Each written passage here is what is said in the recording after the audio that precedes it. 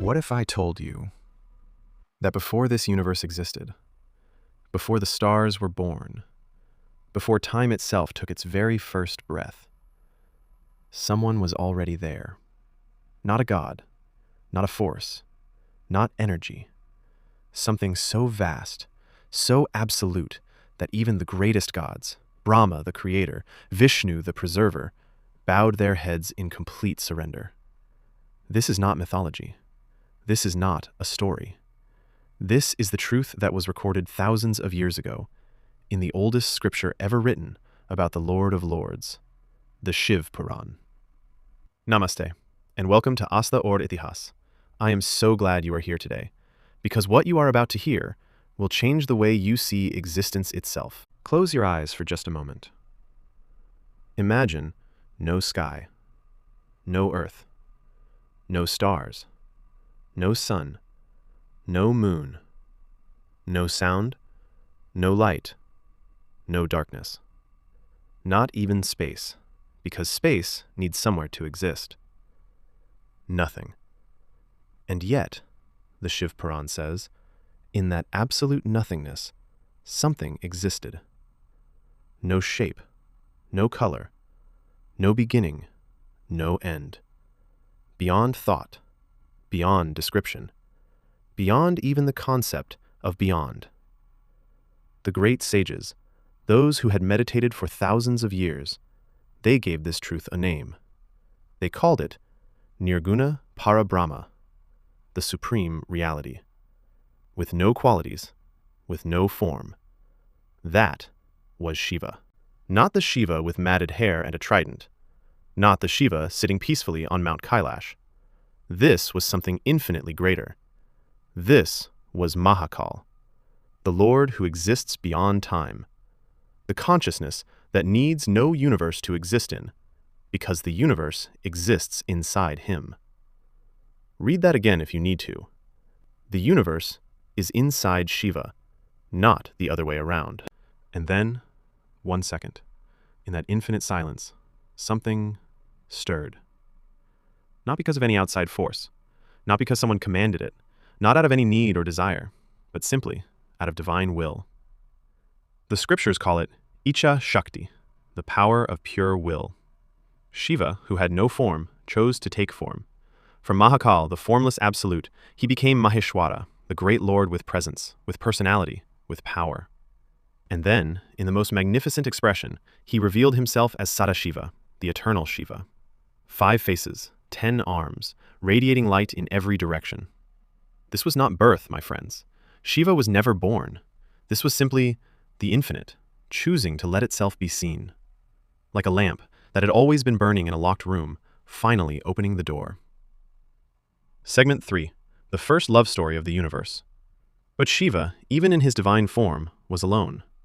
And here, the Shiv Puran reveals something extraordinary, something that the greatest philosophers have meditated on for centuries.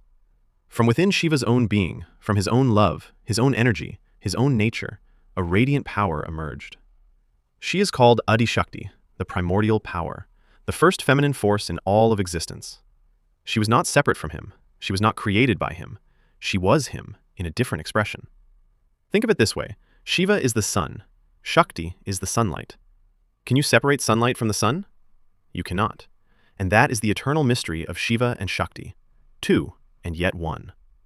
This sacred union of consciousness and energy, of stillness and movement, is the very heartbeat of this universe. Every star that shines, every river that flows, every child that laughs, every heart that loves, all of it, is born from this one divine union. Now, creation had begun to unfold. Brahma had come into existence. Vishnu had come into existence. 2 magnificent, divine, immensely powerful beings. And then, they had an argument. I am the greatest, said Brahma. I created everything. No, said Vishnu. I sustain everything. Without me, your creation collapses. I am supreme. Back and forth, neither willing to step down. The universe itself trembled. And then, it happened. From the very fabric of existence, a column of fire erupted. Not fire like a flame, not light like the sun. This was something else entirely. An infinite pillar of blazing light, shooting downward. into the depths below all worlds, and upward beyond the highest heavens. No beginning, no end. Infinite. Both Brahma and Vishnu stood frozen. They had never seen anything like this. Nobody had ever seen anything like this. Then a voice came from within the light. Whoever finds the end of this pillar, he is the greatest. Brahma became a swan and flew upward, for thousands and thousands of years, up and up and up, beyond the stars, beyond the galaxies. He could not find the top. Vishnu became a great boar and dug downward, through the layers of earth, through the roots of existence. For thousands of years, he could not find the bottom. Both returned, exhausted, humbled, speechless. That pillar of infinite light was Shiva himself. This, my friends, is the Jyotirlinga, the lingam of light. Shiva's way of saying, you did not create me, you did not sustain me. I was here before you breathed your first breath, and I will remain, long after the last star goes dark. Brahma and Vishnu bowed, completely, totally, in full surrender. And the 12 places on this earth where that divine light is said to still be present, we call them the 12 Jyotirlingas. Somnath, Kashi Vishwanath, Kedarnath. They are not just temples, they are wounds of light in the fabric of this world. But the story does not end there, because Brahma, even after this humbling moment, made a choice that would cost him everything. On his way back down, Brahma came across a Ketaki flower, floating gently through the void. He stopped the flower and asked, "Where did you come from?" The flower said, "I fell from the very top of the pillar of light." And Brahma, the great creator, the Lord of all knowledge, chose to lie. He took that flower back. He stood before Vishnu and Shiva, and he said, "I found the top. This flower is my proof." Vishnu told the truth. He said, "I could not find the bottom." But Brahma lied. And Shiva, who sees everything, who knows everything, who existed before the concept of secrets was even born, knew.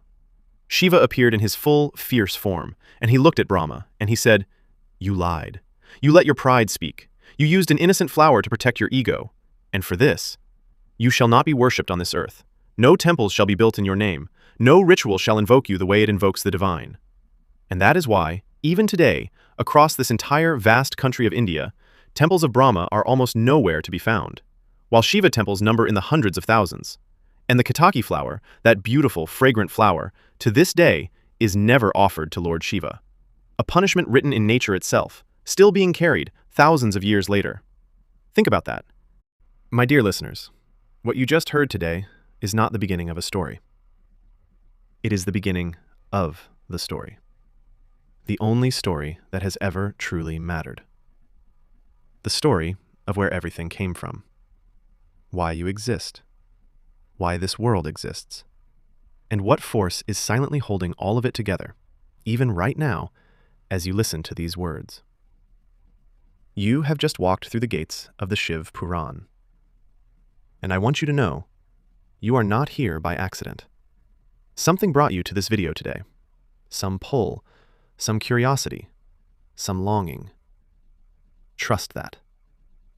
Because what is coming next, in Khand 2, is a love story so powerful, so painful, so devastating, that it literally broke the universe.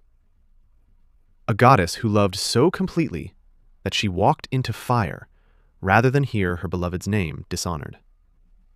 A father whose pride destroyed everything he built. And a God, the greatest God, who grieved so deeply that his grief became a dance that shook the very foundations of creation. The story of Sati, the first wife of Shiva, the goddess who chose death over dishonor, and the rage, the unstoppable, universe-shaking rage that followed. That story is coming very soon, only on Asta or Itihas. Until then, keep your faith close, keep asking questions, and remember, Har Har Mahadev, Om Namah Shivaya.